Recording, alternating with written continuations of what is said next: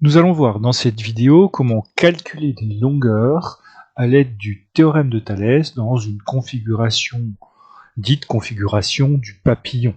Donc on a cette configuration là avec les données, donc différentes longueurs, deux droites parallèles et on demande de calculer les longueurs qui manquent. On va tout d'abord coder notre figure. Alors VP 3 cm, VT 9 cm, VL 4 cm, OT 18 cm.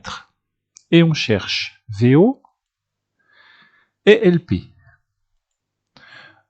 On a deux droites parallèles, on reconnaît une configuration de Thalès. Le théorème de Thalès nous dit que si on a deux droites séquentes, deux droites parallèles, alors des triangles vont avoir des côtés proportionnels. Vérifions les conditions d'application du théorème. Alors, tout d'abord, a-t-on deux droites séquentes? Effectivement, ici, nous avons la droite TP et la droite LO qui sont séquentes en V. A-t-on deux droites parallèles? La droite LP et la droite OP sont parallèles.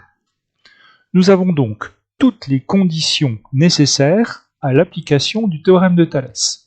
C'est ce que nous devrons justifier à chaque fois que nous voudrons utiliser le théorème de Thalès. Deux droites séquentes, deux droites parallèles. On a donc des triangles à côté proportionnels. Quels sont ces deux triangles? Eh bien, le triangle ici, VPL, et le triangle VTO ont des côtés proportionnels. Qu'est-ce que ça veut dire que nos triangles ont des côtés proportionnels? Eh bien, ça veut dire que les rapports de longueur entre les côtés homologues seront égaux. Ici, le côté homologue AVP, c'est VT. Donc, VP sur VT sera égal à VL sur VO, qui sera égal à LP sur OT. On a donc nos trois rapports égaux. Au numérateur, on retrouve les côtés du triangle rouge.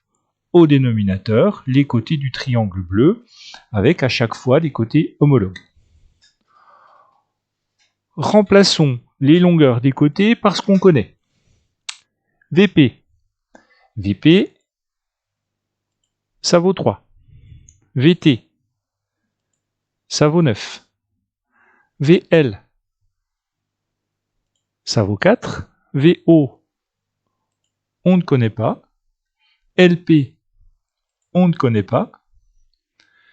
Et OT, ça vaut 18. On connaît donc un rapport de deux côtés homologues. On va pouvoir trouver les deux autres en utilisant par exemple les égalités de produit en croix. On pourrait aussi utiliser de la proportionnalité classique, puisqu'ici on se rend compte que 9 est le triple de 3. Donc ici on va trouver le triple de 4, et ici on va trouver le tiers de 18. Mais utilisons les produits en croix, c'est en général ce qu'on va faire. Donc VO égale 4 multiplié par 9 divisé par 3. 4 multiplié par 9 divisé par 3, c'est-à-dire 12.